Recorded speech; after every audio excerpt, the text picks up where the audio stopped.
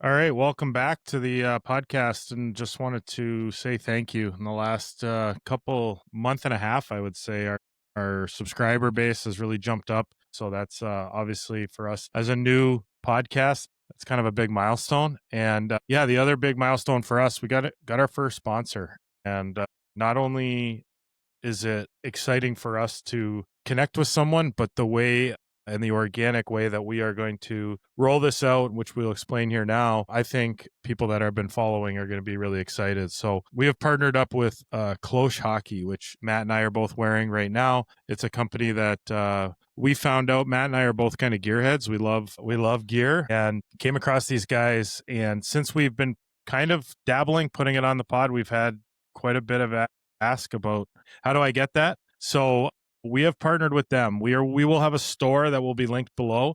The exciting part about the partnership is that anything that is bought on our store, 20% of that will be going to the Air Payton Fund. And that, again, is humbling. I can let Matt speak to that. But when they presented that as an option, I think it kind of left both of us speechless. And beyond that, not only are we talking about stuff on our store, but these guys are a custom clothing company. So if you're out there with a team, a youth hockey organization, a youth baseball, football, they can customize just like they did for us. We're wearing stuff that we worked with them and customized, digitized, and got stuff. If you're a workplace and you want to get stuff for your employees, if you are anything out there, and if you reference the colonel and the coach in that, 20% of all things spent will be going back to Air Payton, and again for childhood research for cancer. So we are thrilled, excited to work with Jake and Gavin, and I want just to again publicly say thank you. You'll be seeing us wearing all the stuff on the pod now, and again, really exciting moment for us. I just want to say thanks to Jake Bell and Gavin Davison, tremendous human beings, and just great leadership and great eye for design and care of product, and just very generous as well, just like Cam perfectly articulated. The fact that their support to Air Payton just means the world to not just me, but Cam and I. We've been on this journey together for the last 5 years, and just wanted to give a big thanks to Jake and Gavin. And hopefully you guys will give Cloche a try, because Cam and I could not be more pleased with the product line. And yes, we are gearheads, but at the same time, we believe in quality product, and this is an exceptionally high quality product. So thank you, gentlemen, and thank you, Cloche. Excited again. We're excited. We're going to get some polos in, some long sleeve tees. What we have currently, again, we love. We've got hoodies, we've got track pants. Again, the comfort is jackets, bags. Bags. Sorry. Well, it hasn't. I know we're in Vermont, but it hasn't snowed yet, so I haven't got to wear the jacket. But yeah, we've got a bunch of stuff, and again, we're going to be seeing more of the clothing on there and on the upcoming podcast. And again, the link will be in the bottom. And if there's any questions, obviously you guys can reach out to us by email. But getting in touch with Jake and Gavin, customize your stuff, get it for your employees, get it for things, and reference the colonel and the coach. And 20% of all your purchase will be going back to childhood cancer research, which again, I couldn't think of just a much more generous thing for a company to do. So exciting times. Thank you.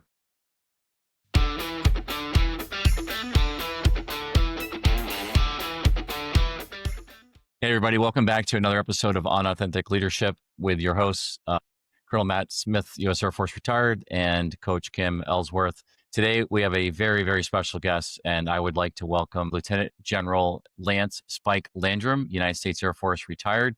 Just a quick background on Lieutenant General Landrum Spike. He served 31 years in the Air Force, retired in 1 November of 2023 out of NATO as the Deputy Chair of NATO Military Committee. And just for context, I served with Spike at Aviano Air Base, 31st Fighter Wing in Italy. I was the 603rd Air Control Squadron Commander, and Spike was the commander of the Buzzards, one of two F-16 squadrons at Aviano.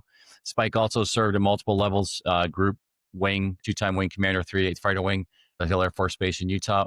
Also came back to Aviano as the 31st Fighter Wing Commander, and did a few tours like most of us in the Pentagon, and recently retired like I said, in November after a distinguished 31-year career.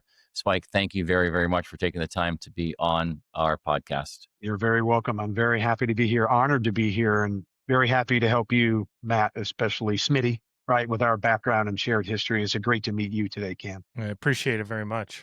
Spike, there's a lot of things we could talk about today, but I just, before we got cracking, I just wanted to say, just from my perch, thank you very much. I've known you for almost 18 years. Just wanted to say thanks just for being a great friend, to me, to Danny, to my family. You and Karen are tremendous human beings and three awesome boys. And I just, Cam and I just wanted to take a second to say thank you very much just for being, the human being that you are, and just for the support you provided to my family, especially, through challenging times. And I would be remiss if I didn't get that kind of off my chest, because I think the distinguished careers that you've had and that I've had to a certain extent is sort of interesting. But I think the compelling piece is the human connection piece and the relationships you get to make. And I just very much valued our friendship and our relationship over the past 17 years. So thank you very much. Yeah, Matt, thanks a lot for saying that. Of course, the feeling's very mutual. It's two-way here, right? We go back a long way and a shared history and, a shared culture in the Air Force that grew into a great friendship. It's been really great keeping up with you and Danny and your entire family over the years, and really excited about this chapter of your life with you, with the colonel and the coach. It's really, really fantastic. Awesome. Thanks, brother. Appreciate that. So Spike, if you could just talk to, your story from growing up in Ohio and how you made it into the Air Force. Obviously, a lot of our guests know that you spent some time at the Air Force Academy, and that institution is near and dear to your heart. And then, of course, you made your way to pilot training and then started flying F-16s. But if you could just kind of just provide some context to the passion, for aviation, the passion for leading in the Air Force, we'd appreciate it. Thank you. I grew up in a small town just south of Toledo, Ohio, called Perrysburg, Ohio. And it was a great youthful life there. It was a small community and we had a lot of roots there. My parents went to Perrysburg High School. My grandfather went to Perrysburg High School. My brother and I went to Perrysburg High School, and we had a lot of family members in that area. And it was really a lot of fun. And as I grew up, I was always around airplanes. My grandfather always had an airplane and was tinkering on an airplane. He would kind of fix them up and sell them, get another one, fix them up and sell them. And there was always an airplane around the family. And some of my earliest special memories are flying in the back as a youngster in the back of those airplanes. And then my father became a commercial pilot when I was in junior high school. He got his pilot's license when he was 16. He also became a commercial pilot, flying commercially for a small local area charter company for his whole career when I was in junior high school. And he would take me up with him on certain flights that were only required one pilot. And they flew a lot of parts for the auto industry around Toledo, Ohio, Detroit. And so they had these old airplanes with big round engines, twin engines and stuff. And the company grew into other more complex airplanes, business jets, Learjets, and things like that. So I was sort of around that. And then I met some older kids from the high school who were at the Air Force Academy, and wow, that sounds pretty good. And I got all the pamphlets and brochures out there and started looking into it and went through all that application process. I don't know how I did it now thinking back on it, because it's a lot more difficult today, and ended up going to the academy. And that really started the path, right? I went to the academy for one reason only. And that was because I read the one line. I can quote it almost verbatim today from the big book, that we got. And it was, if you graduate from the United States Air Force Academy and you are medically qualified, you will go to Air Force pilot training. And I was like, well, the whole book, I'm done. That's what I'm doing. So I will tell you what, so that's, and I tell that story a lot because you never know where the twists and turns of your life and what you're going to learn through your different phases of life. And I went to the Air Force Academy because I just wanted to be a pilot. I mean, this was 1985, 1986. Top Gun comes out. Are you kidding me? There was nothing that was going to stop me going into the Air Force Academy. And I was really lucky. I was so fortunate to get in. And then now what happens over the course of that time is I learned there's more to the Air Force than just flying. Flying airplanes is awesome. Flying F-16s is awesome, but there's more to that story. And now in my second life, we're still connected. Our oldest son went to the Air Force Academy, graduated a couple of years ago, and he's in Air Force pilot training right now. And our middle son, Air Force ROTC from our hometown area, Bowling Green State University. And he is now at Air Battle Manager training. Smitty, with you're very familiar with, he's at Tyndall Air Force Base right now, about 6 weeks into Air Battle Manager training. And our youngest son's at the Ohio State University studying aerospace engineering. and has a big connection to aerospace. He's there doing great. And fifth generation Buckeye, I need to add, on Karen's side. Continuous at Ohio State from like 1906 until today. Wow, that's awesome.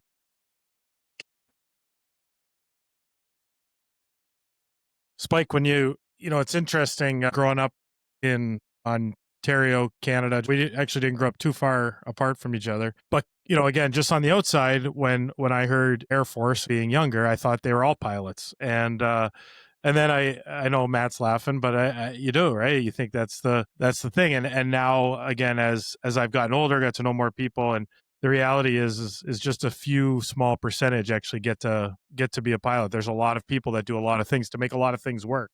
I don't know if you could speak, but just to those numbers of you went to be a pilot, but there's a lot of people that do, and then they find other paths through. Is there can you peel the onion back and just what percentage of people get to be a pilot and maybe even to your level at the fighter wing level for us? And it is a small, out of the total number of people in the Air Force, the number who actually have wings and are pilots is a relatively small percentage. Now, I don't know the exact percentage, but it is a relatively small percentage. I think that the thing that I would share with you is in the initial years of flight training and F-16 training and flying the F-16, you're very focused on trying to be the best that you can at that particular skill. And so you get a little bit of tunnel vision, right? As I said earlier, I talked about you learn things throughout phases of life. And I was focused so much on trying to be the best pilot that I could possibly be a part of squadron, be a wingman, a flight lead, an instructor pilot, et cetera, et cetera. I knew that there was a machine that was working behind the scenes to make those airplanes fly.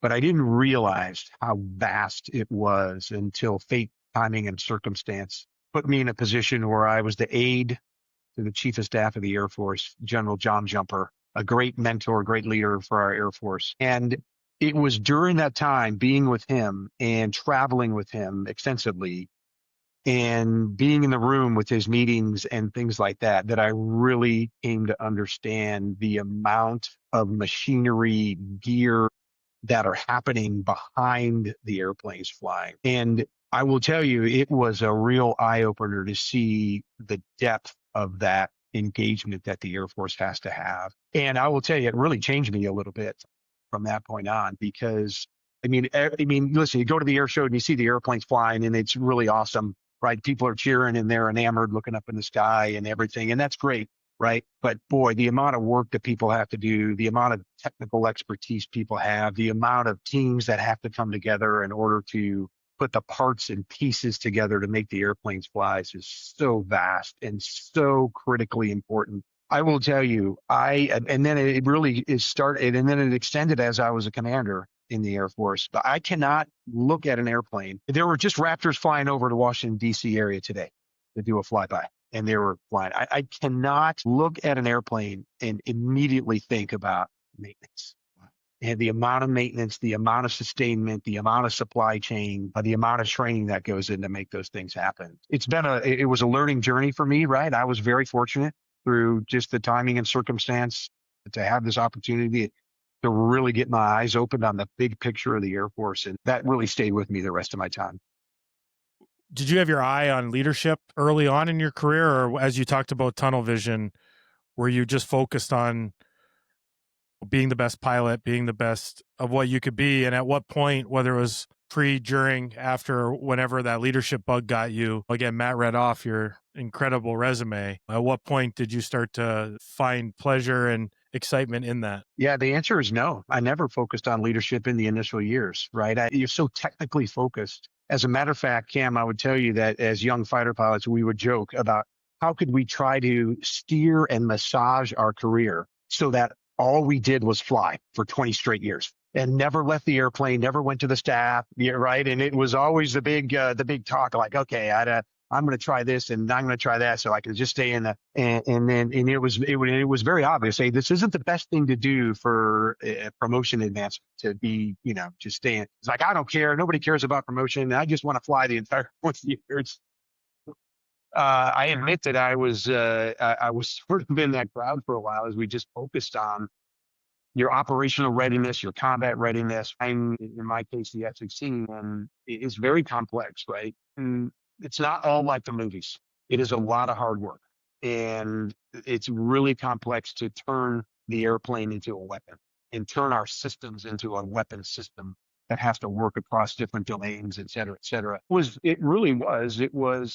knew leadership was always there and inherent, right? But it was really seeing other people and listening to other people, and it just sort of soaks in, and all the cliches and all the little sayings all come back, as I think about these things, like one of the early pieces of advice where, there's all sorts of different types of leaders. So when you are observing your commander or whatever, remember all the things you like about that commander and remember all the things that you don't like so that you can capitalize on the things that you thought were good and try to minimize the things that you thought were bad. And then it was being the aide to the chief of staff that was really quite transformational to see, first of all, the selfless sacrifice that General Jumper had made for over 40 years, but also to really see leadership in a different level and to really realize really what he would say a lot. Leadership is really indispensable. He said so many things that I didn't really fully understand until I was with him for over a year, over 2 years, et cetera. And then as I became a commander, leadership in all aspects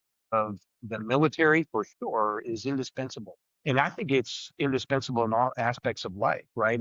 It's leadership's indispensable in your community, leadership's indispensable in a university, leadership's indispensable in a company, right? A commercial organization. Leadership's indispensable on an athletic team. And I think that's okay to acknowledge and work in that environment and try to be a positive force in that environment because it is indispensable. And just, organizations, teams, and, the military, they can't just inherently lead themselves. Someone needs to be put into a position of leadership that is identified, and that person has to be a positive force in the organization. Some people grow naturally into that position, in different examples, right? Whether it be community, church, or whatever it might be, school. And then some people are advanced into those positions, but it requires positive leadership for sure. And I know we'll talk more about that later. Thank you. That's great. So, Spike, when you look at some of the folks like that, that we serve with just at the squadron level, and obviously that's our maneuver element, if you will, for the Air Force, and just some of our peers like the Otis Winklers, the Pokey DeWitts, the kind of guys like that. And maybe the Air Force has always been like this. The Air Force has always had people that were just great human beings, people that understood that leadership piece. But just over the course of your 31 years, and I know you just provided an incredible example, but would you say that just over the past, let's just say, so you entered in the fall of 1988 to the Air Force Academy. Would you say over the past, let's just, whatever that is, 37 years or so, I'm not trying to make you feel old because we're the same age, but anyways, would you say that like there has been a greater balance of just between being the technical proficient pilot or operator or the technical proficient maintainer or logistician or whatever?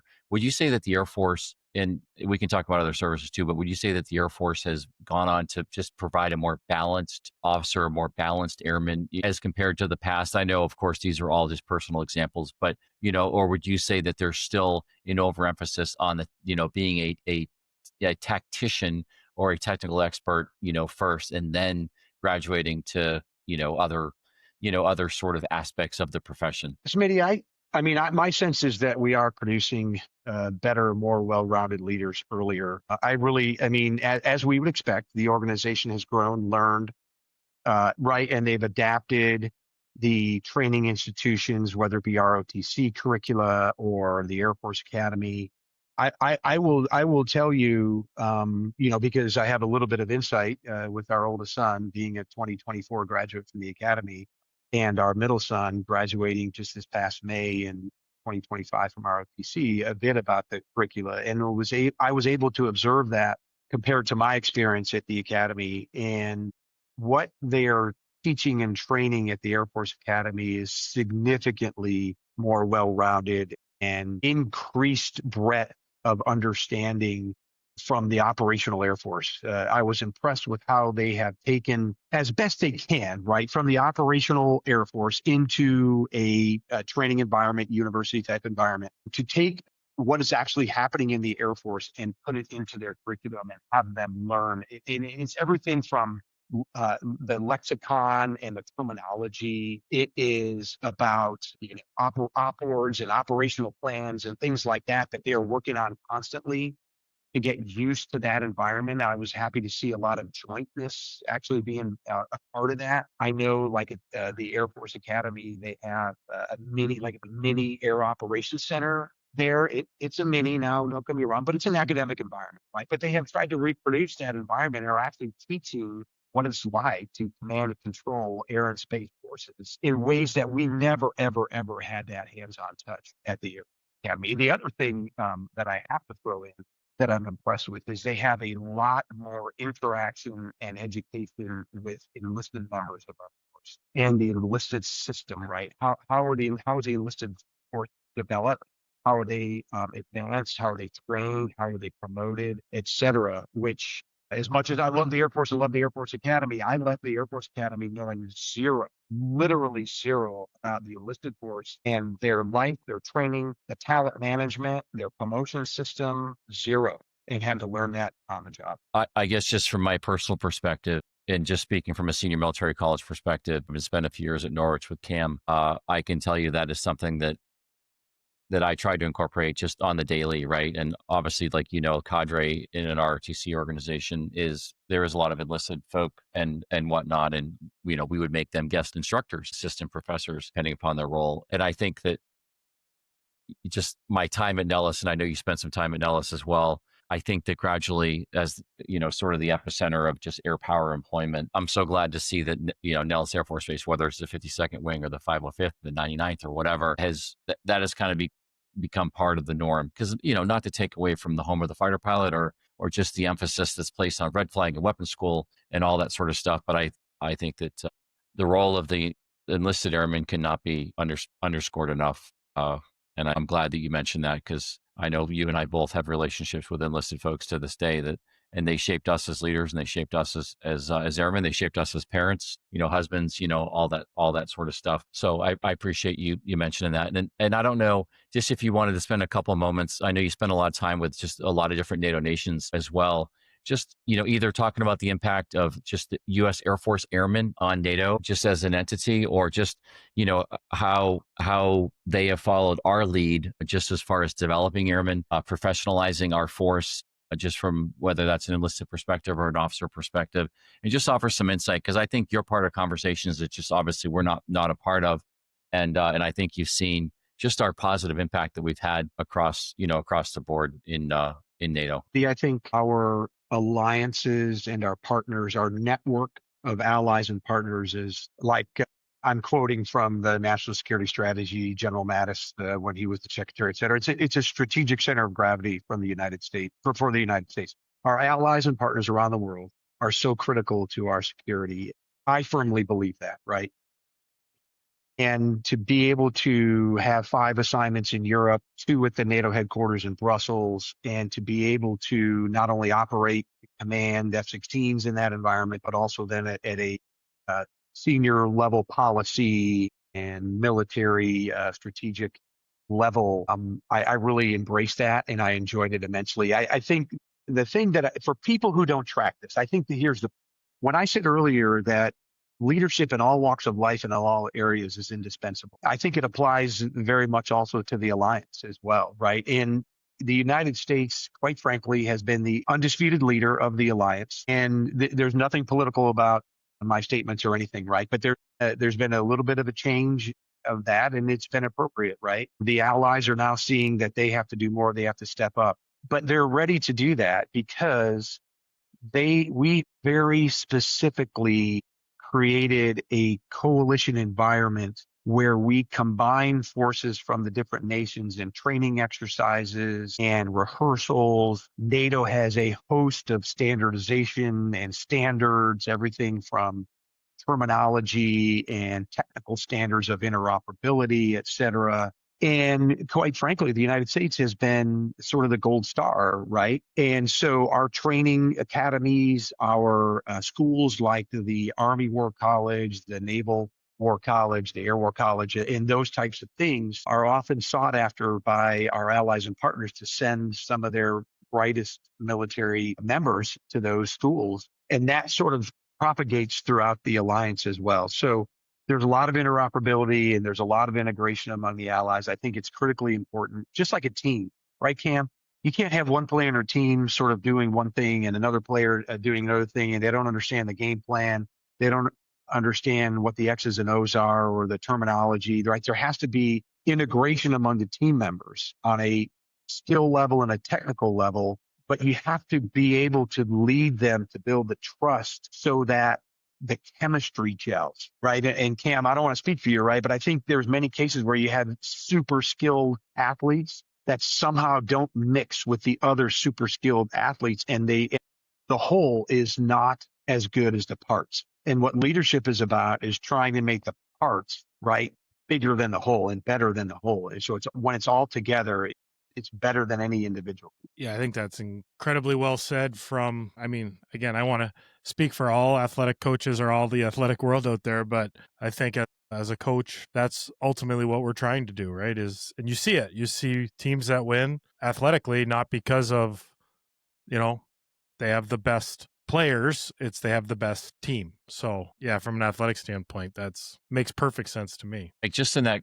one more question, just teasing something out. If you're whatever, sailor, airman, marine, sailor, guardian, and you're someone that's like, wow, I feel like I'm doing pretty well within my own service, but I want to kind of expand my horizons and maybe explore just an opportunity in that, that coalition environment. And that coalition or alliance environment could be looking to the east, NATO, that could be looking to the west, our Pacific relationships and stuff like that. As someone who's obviously, been engaged at the highest levels, the highest echelons of those respective sort of commands, if you will, what would your advice be to them? It's like, would you steer them in that direction as an opportunity early in their career? Or, would you perhaps give them a different vector? Smitty, I think there's two parts to this. Sort of initially, we're talking about services and things like that, and then into the coalition, right? The allied sort of environment. Let me hit on 2 points here. I think the first point is about the joint nature of our forces, right? The all-domain joint nature of United States forces, right? This is Army, Navy, Air Force, Marine, Space Force, all working together with great synergy and coordination to bring the best effect to bear on the problem at hand and the challenge at hand. There's no getting around that. We have made great strides in that since we really were forcing jointness back around the mid 80s. And now it's becoming more of a natural fit for everybody. And as we talk about all domain operations, and as we, and some people may be aware of the joint warfighting concept, right? We have to operate together in our different services across the domains of air, land, sea, space, cyber. I always add the electromagnetic spectrum, even though it is not a technical domain. We have to work together from the ground up, from day zero up. It can't be baked in later, and it can't be forced in later. It has to be built right from the beginning and trained, and everything from doctrine, our equipment, technical capability associated with that. So now take that joint nature of Army, Navy, Air Force, Marine, Space Force all working together, and now expand that into the same thing of different nations of our allies. And my experience is with NATO, so we'll just continue with the NATO example. Well, all the NATO forces have soldiers, sailors, airmen, Marine as well. Space forces are a little less developed. So now you take our joint force and you try to integrate and interoperate with NATO forces, and that adds an amazing level of an already complex situation. It's way more complex than it is just within one nation, because there's cultural barriers, there are language barriers, and there are rules and policy barriers that all have to be assessed to where there are opportunities instead of just looking at roadblocks and barriers. And the Alliance has done a lot for that. So I think for our service members today, right, my general advice really remains the same for all of them. First of all, when you get started, do your very best every single day. Focus on the job that you have right now, the assignment that you have right now, the duties, roles, and responsibilities that you have right now, and everyone's will be different. And focus on being the best you can be, and commit yourself to excellence in what you're doing right now. And if somebody does that, then it's kind of like making your own luck, right?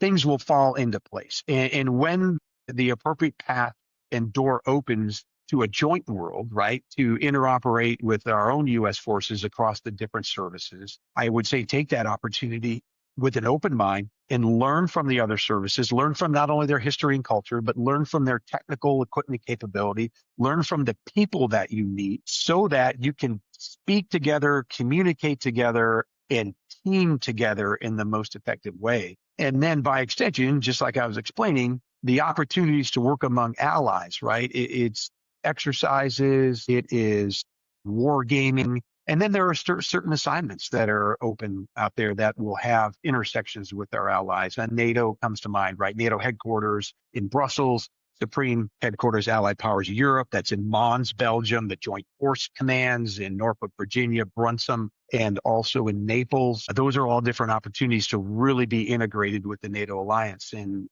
I just think it's so important that when those opportunities arrive, that our service members should be aware of them and understand the importance of. I appreciate that, Spike. Thank you. Hey, I just want to add a little bit of levity, Spike, if you're okay with that. Just for our listeners who are still dialed in. Spike and I had this conversation recently, but and Cam, I don't think I fully told the story, but when myself, Spike, Chris Winkler, Pokey DeWitt, we worked for a group commander, and he was then Colonel Tom Gould, Elliot Gould, and then he was promoted to 1-star later on. But we had an opportunity to fly together because the group commander had said, "Hey, I want to fly with all of my squadron commanders." And I thought, "Oh, that's really cool." Spike, Pokey, Otis, and the boss all get to fly together. Well, come to find out, there's a D model, which is a 2-seater F-16, and he's like, "Yeah, no, Smitty's flying too." And so of course I'm fired up. And anytime you can get into a back of an F-16 is awesome. Anytime you can get into any Air Force aircraft, quite frankly, is awesome. Anyways, and so we mission plan, and Spike's like, "Yeah, you're flying with me," and I'm like, "Oh, that's awesome. That's super cool." And I'm the kind of person that when I'm flying, if I have my hand on the stick or the controls, life is great. There's no queasiness, there's no nothing. But if you're like my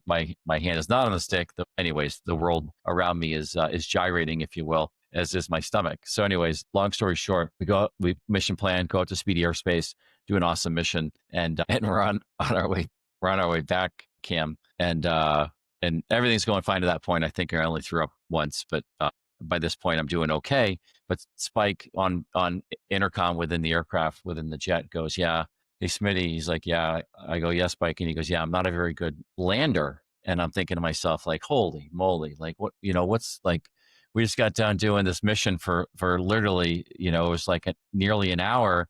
And here's a guy with a last name Landrum, who's not a very good lander.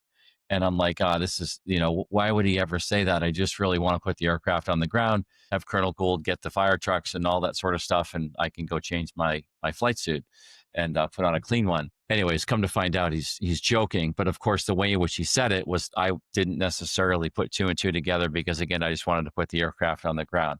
So we come in on approach, we land, and Spike sticks the landing. And of course, it's all laughs and giggles after that, once the aircraft is on the ground. But it's a story that I tell to this day, one, because I'm very grateful that I got a chance to fly with Spike, but 2 is humor inside the cockpit when you're not necessarily all that comfortable with what's transpiring inside the cockpit sometimes isn't the most funny or the most humorous sort of joke to make, if you will. But anyways, it's a highlight of my Air Force career. I'm glad I had the opportunity to fly with him. But again, whatever we were, however many knots we were going, injecting that humor when you just really just want to put the aircraft on the ground and press on with your day. I just thought that was funny. It was a great event. And I think, I said that right clearly as a joke. Sure. But then Smitty was like, he didn't really respond for a minute. He was like, it was really quiet. Fortunately, the F-16 was pretty easy to land. So yeah, it all worked out good. That was the whole assignment there together, Smitty, was a fantastic assignment. And that certainly the highlight, no doubt. That was awesome. Yeah. And again, for our listeners, my first opportunity, I didn't know Spike. Prior to that assignment, I went right into the command role, no OPSO beforehand. So I think that there was some skepticism on who's this guy skipping DO, skipping OPSO, and all that sort of stuff. And like, I'm literally on my second day of Aviano, Spike had said, hey, come over to the 510th. And I just knew Spike literally from photos at that point, didn't necessarily hadn't met him. And I go into the mission planning room at the Buzzards, and there's Spike and mission planning, like legitimately spending time with captains, articulating how they should mission plan, how the sortie should go and all that sort of stuff. And I just thought that was the coolest thing. Cause I mean, I just like yourself as a weapons officer, pride yourself on sharing lessons identified and creating great pilots, great operators, great maintainers, great airmen, and all that sort of stuff. And I just thought that was like the coolest thing.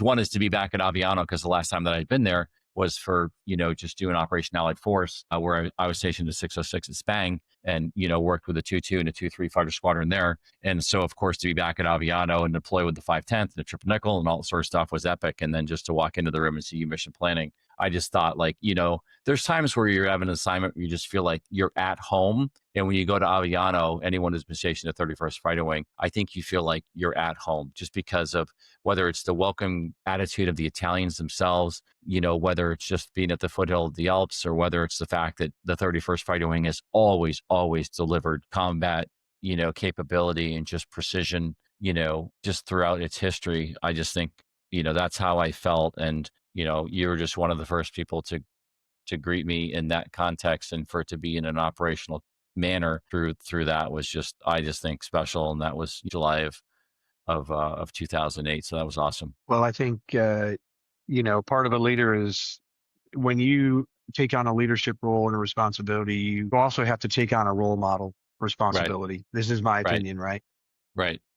There's such a long list of what makes effective leaders, and I certainly would not try to proclaim that I know every single thing about it. But I also know that when you're in the spotlight of leadership of an organization, you have a responsibility to be a role model and to be a part of the activities and the action to help the team, to share your experience with the team, to try to share your past lessons so that everybody's better from them. And that's just one way, I think, of being a positive force, right, in a leadership position is to be a role model. And sometimes it's hard, right? I mean, a lot of times, particularly in the military, but I also think maybe in other walks of life, right? That leadership role is there's an element of sacrifice associated with it, because you have to be a role model. You're in the spotlight.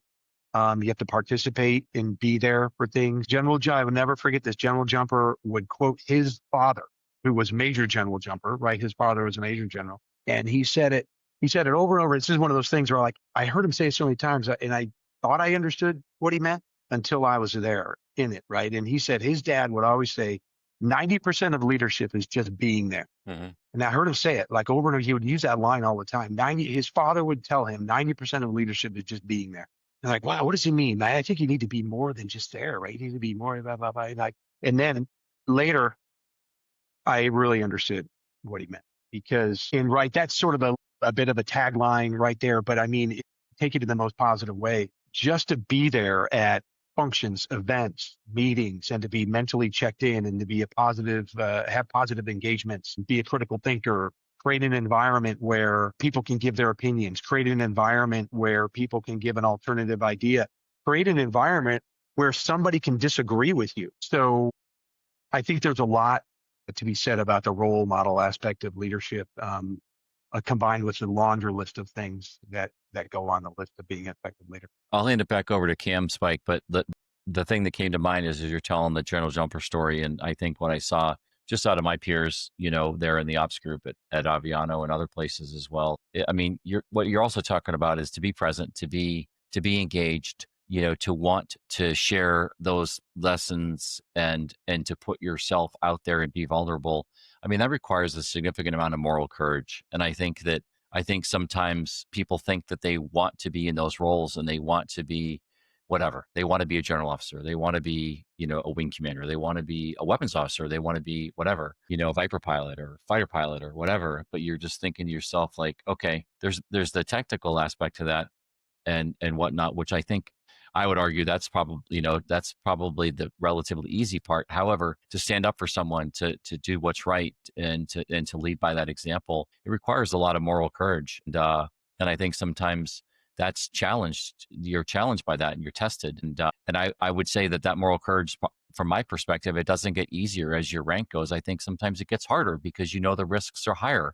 the challenge, that you face, probably as a captain is different than that you probably faced as a 3-star you faced as a wing commander, and I think that there's parallels in the civilian world too, for that as well. And there's parallels as a parent, there's parallels as a dad, and all that sort of stuff to be able to provide both the example and to take the step to provide that example and to put yourself out there, and whatnot. And I think that can also not be understated enough as well. What I would tell people, and it's, first of all, everyone is different. Every individual different. Every person is different, right? And who am I to judge? And oh, by the way, we're talking a little bit about leadership. And whenever I think about these things, and I thought about having this discussion with you guys, the thing that I kept sticking on is where I should have done better, and I could have tried harder, or I should have, there's no doubt about it. But what I would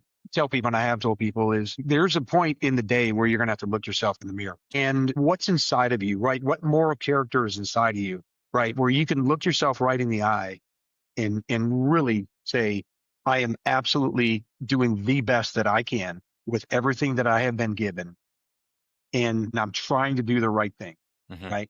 And that's hard, because it would be so easy if the right thing was crystal clear, right?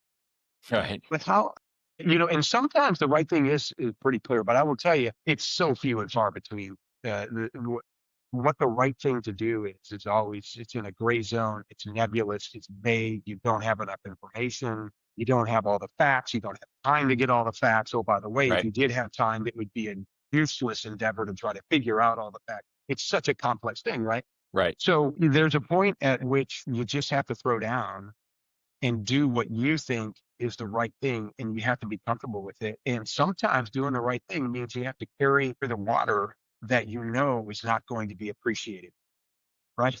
And that water is, essentially the message that's not going to be appreciated by your peers, by the people who are working for you, by the people who are trying to play for you, by the superiors up above you. And that's where it becomes difficult.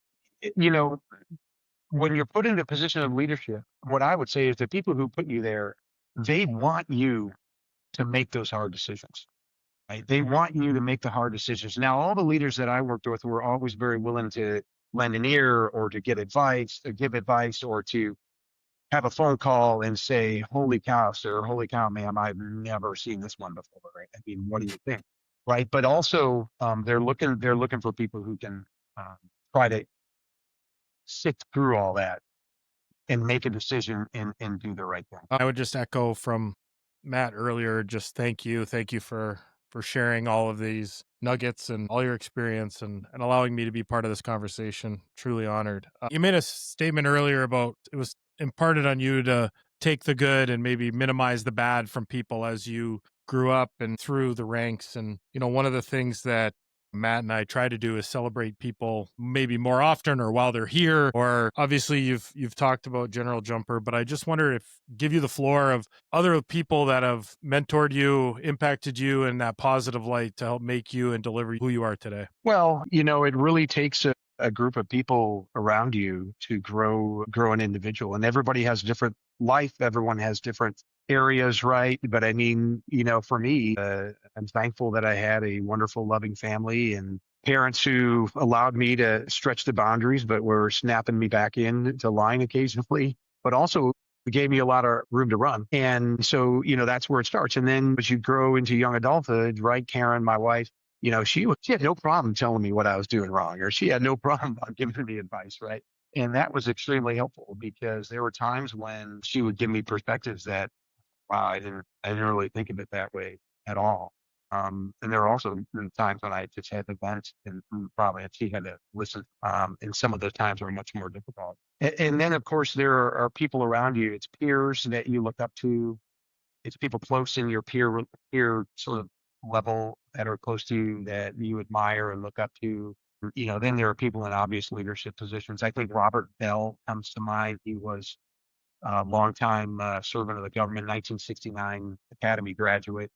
And I worked for him as his military advisor when he was the defense advisor, ambassador to our defense advisor to our ambassador to NATO and the senior civilian representative of the DoD. And it's kind of an awkward title, but he was the right mix of smart and technical expertise, but he was the right mix of personality and charisma. He was the right mix of agility and thinking out his feet. And he was a genuinely really nice person who would take the time and help you. So it's people like that, because what I really came to learn, and this may sound obvious, but what I really, really came to learn about leadership is inherently a human endeavor, right? It's a human relationship endeavor. And so there's a lot of objective information, there's a lot of technical information, and there's a lot of logic that goes into organizations and military units and to athletic teams. And the logic and the data and the objective information is important. You should have that, right? You should try to get as much of that as you can, and you should try to understand that. But when it comes to really affecting people and leading people, emotion will win out over that every single time. And if a leader can connect with people in a way that creates emotion, they're going to deliver for you, right? If leaders can figure out how to connect on that personal level, their game will raise, right? And when you build that trust and that teamwork among a group of people, and you connect with them with both logic, with emotion, right? Where you know them, you understand them, right? You celebrate small wins and you make them feel appreciated, and you authorize them and you empower them, right? And you're a strong communicator with them. You create an emotional bond that'll take everybody, and they will be able to perform at a level that they didn't even expect to perform at, or even think that they could perform at, because they're individually better, but they're gelling with a team better. And so it's inherently human. It's inherently about relationships. So I think leaders need to be able to touch and connect with people in a way that creates that emotional connection as a way to be successful. And there are ways to do it. There are ways to do it, right? Do you know your people?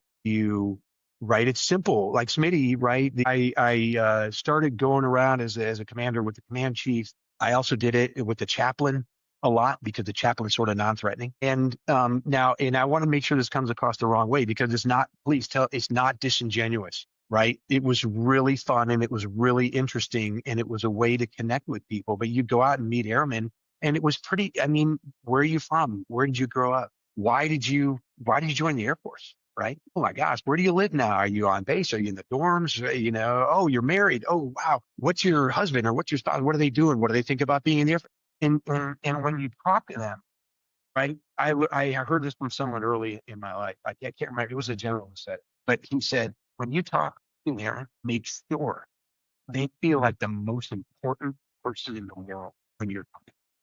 I was like, oh, I'm going to file that one. Right. And it's not right. This is about being genuinely interested, and like, there is a focus. When I would talk to an airman, I would look right at him, and I wouldn't wait, none of the noise, none of the people around me or anything, and just listen and make sure that they walk away thinking that they were important.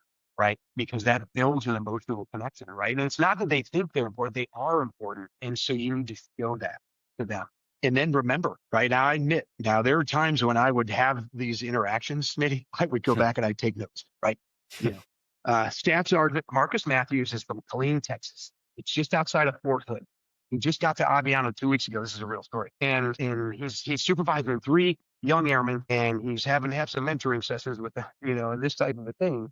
So that the next time you see Staff Sergeant Marcus Matthews, you know, and you're introducing him to the command chief, you could say, hey, I met this great staff sergeant. This is Marcus Matthews, and he's from Killeen, Texas. And it was a month later, and it's like, how does the wing commander know this? You know, he'll remember that about me. So I guess what I'm telling you is, how do you make an emotional connection with people? Right now, there's other things. There's technical expertise, and there's, you know, decisions that have to be made. Right? It's not all easy at all. But I think the human nature of leadership, the human relation of leadership, and the emotional connection of leadership is critically. I would also be remiss if I didn't mention General, now retired, Robin Rand as a big influence in my life, and I think one of the very best leaders of the Air Force. Certainly one that I was able to work for and to try to emulate. He was just a fantastic leader who connected with people. He was a greatly skilled fighter pilot, and but also had this balance of personality and emotional connection with people, which really made him a special leader. Yeah, I think I got to Osan Spike just after you had left. I got there in early 1996, and I think by that point, Lieutenant Colonel Rand had been the 36th Fighter Squadron commander for what I think 6 months by that point, right? Because he fleeted up from the ops officer, from the DO, and I just came from the 729th at Hill, and came over to Korea, where I feel like it's a different game over there. I think that just the fact that it's a very intimate environment, the standard is exceptionally high, and then to walk in, to be attached to the 36th Fighter Squadron as an AVM, as a controller, and for him to be the squadron commander who took an interest in me at that point, First Lieutenant Matt Smith, and then shortly thereafter, Captain Matt Smith. And he's one of the first people that said, "Hey, you need to go to weapons school." And I felt like, yeah, I am not ready for weapons school, sir. I am not ready to rock and roll in that regard. And he's like, "Nope. When you get done with this assignment at Osan, you're going to go to weapons school." And I was like, okay. And so, long story short, ends up writing the letter of recommendation for me to go to weapons school. And then I graduate class 97 Bravo. And who shows up at my graduation is then Lieutenant Colonel Robin Baba Rand at my graduation. So yeah, I feel very much the same way about him. And I think that he had an unbelievably positive impact on the entire United States Air Force. And obviously, folks like you and I. Well, Robin Rand really had a talent for picking out, people and also motivating them in certain ways. I remember at Luke Air Force Base when I was at a point in my career where I'm trying to figure out what I'm going to do on the next assignment and different options. And one of which, similar to your story, was to go back and be an instructor at the weapons school, to which I didn't think that I was ready. And he was like, "You're ready." So that was great. That was really, really great. And not only on specific assignments, but also on big picture stuff. Because I remember in that same conversation, when it comes to talking about, your assignments in your future, and he just looked at me and said, "It's you now are at a point in your life where you need to figure out what you're going to do and what you want to do." And I was like, I'm not really sure what you're talking about. What he was talking about was like, in the big picture, where do you want to go with this life in the Air Force? And then he said, "Do you want to be the flight lead, or do you want to be the wingman? Do you want to be number one, or do you want to be number two or three or four? You need to make that decision right now." So he had a way of positively, but also in a very mentoringly nudging way. Is like, "Hey, it's time to figure out what's going on here." So it was great. It was really good. Spike, is there anything else that you wanted to tackle? No, I mean, that my last point was really the main thrust of my notes. That really, I mean, if I could have, you can only talk about one thing that you want to talk about, leadership. That was, I think, really, and some of the other things, right, I sprinkled in throughout the conversation. So yeah. This is fun. I started to get emotional at the end because I just, when I think about those stories about Marcus Matthews, was awesome, man. I flew a mission, and I flew a training sortie at Aviano Air Base in Italy, and I was a wing commander, right? And I landed. And sometimes the crew chief that got you all ready and launched the jet out would not be the crew chief that would receive you because ship change or in many circumstances. And so I land, and it's this Marcus Matthews, and I've never met him before because he'd only been there like 2 or 3 weeks. And I get out of the airplane, and I get, as you got your kit on, you got the harnesses, and the harnesses are over all your rank and stuff, and it's over your name patch, and you got the survival vest and all this other jazz. So you're just like another pilot getting on an F-16. I mean, you could just tell right away there's something special about this guy. Just infectious smile, and he was so articulate and engaged. And so we just started chit-chatting, and, you do the post-flight and walk around the airplane. So I'm talking to him, like, where he's from. He grew up in McLean, Texas, and where was his last assignment? He was in Korea. And, and then he starts talking to, and I'm like, "Well, how long you been here? Where are you from? Where you live? How long you been here?" He'd only been there a few weeks, and then he started talking about these airmen that are really good airmen that he's trying to mentor, and he had some meetings with them, and he really wants to help them out. And I mean, it just man. In fact, the crew bus came, right? Smitty, the crew bus came to pick up the pilots who were on the line and take them back in. And I was like, hey, you guys just keep going. Please just send the bus back, because we were just having so much fun talking. And it was just great for like 15 or 20 minutes. And then so we go back into the squadron, debrief, then this, that, and the other. And it was great. Like the next day, I and the wing commander I'm in the office right at Aviano. And I get to see Marcus. Sir, I'm really sorry. I apologize. I didn't know you're the wing commander. I feel terrible. It was fantastic. It was so awesome. And he just was a fantastic leader, right? He was a young leader who was connecting with the people he was leading, and truly had a passionate energy for their development and their well-being. He could talk about all 3 or 4 of those airmen that he was supervising. That's awesome. And so it's just, it's one of the things that I remember. Yeah, Marcus Matthews. Which is, not just shameless plug for kind of what Cam and I do. And obviously you've been doing it for years, Spike, is, our tagline for Colonel and Coach is just empowering authentic leadership, right? And it's not just authentic leadership as a wing commander, authentic leadership as a head coach for a very successful Division I program, but it's empowering authentic leadership, whether it's Staff Sergeant Marcus Matthews or whomever. Like I don't know, we think that people's superpowers are for them to be themselves and to try to figure out, like you say, is to connect emotionally with them, either from a leader of people or from a peer perspective, or, in a lot of cases, you just lead from where you fall in.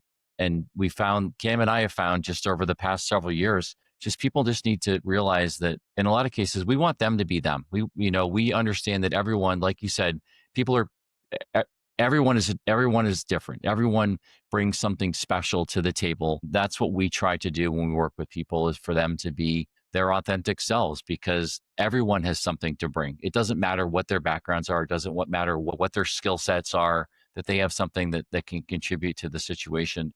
And that's powerful. And I think, like you said, Spike, once you unlock that, I think you're just like, wow, and wind them up and let them go. And I think that's just something that's been very, enlightening for Cam and I to realize that if you do just empower them and let them be them, you'll be very, very surprised at what they can deliver.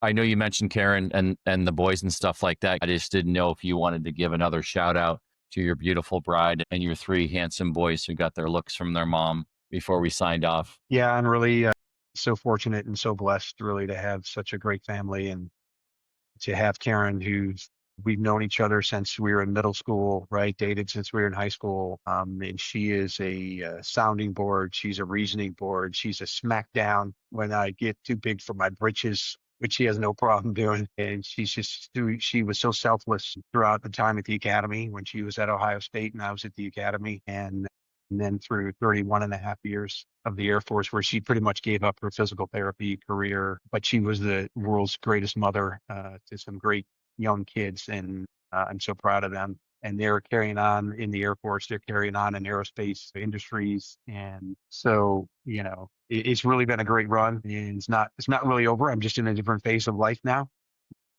But there's always a percentage of the uniform that'll be stuck to me. And there's a percentage of service that is stuck to me that'll never go away. You can't shed it all. That's for sure. And so when I have conversations like this, when I am around bases for whatever reason, when I'm around uniformed military for whatever reason, it all kind of comes back. It comes back in different ways. Yeah, right after retirement, Karen and I were at the commissary it was at Fort Belvoir, but there was this tech sergeant who was like in the line, right? And I think she had a young daughter with her. And like, I'm in civilian clothes and I'm on terminal leave, and like Karen looks over at me, looking at her, and she's like tears welling up in my eyes. And she's like, it's okay. It's okay. She's okay. You're not on the team anymore. We would do it all over again. We would do it all over again in a heartbeat. I wanted to end on that note because, I just think that speaks volumes to the type of leader and type of person that you are.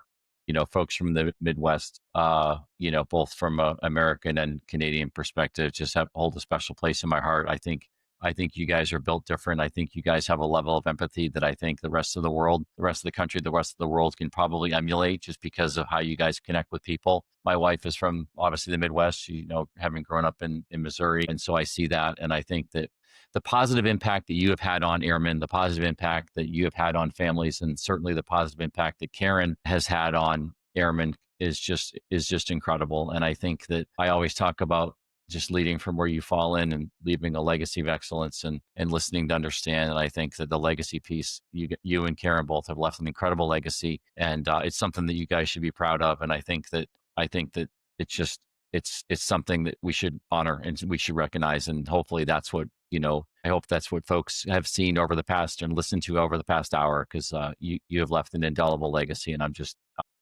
proud to call you a friend, and just proud of what you've accomplished. And thanks again. I mean, arguably you're continuing to serve in a certain capacity to this day, but just thanks to you, thanks to Karen, and thanks for being on our podcast. Kim and I greatly appreciate it. Well, Cam, Smitty, thank you very much. We are proud and we're very thankful for all of the people who supported us and helped us over the years. It's really been a wonderful, wonderful journey. And like I said, we do it all over again. So thanks for this opportunity. I'm so glad that Absolutely. I could help even in a little way, Yeah, and totally. happy to continue to help in the future. Thank you, Thank Kim. you, sir. Thanks, Spike.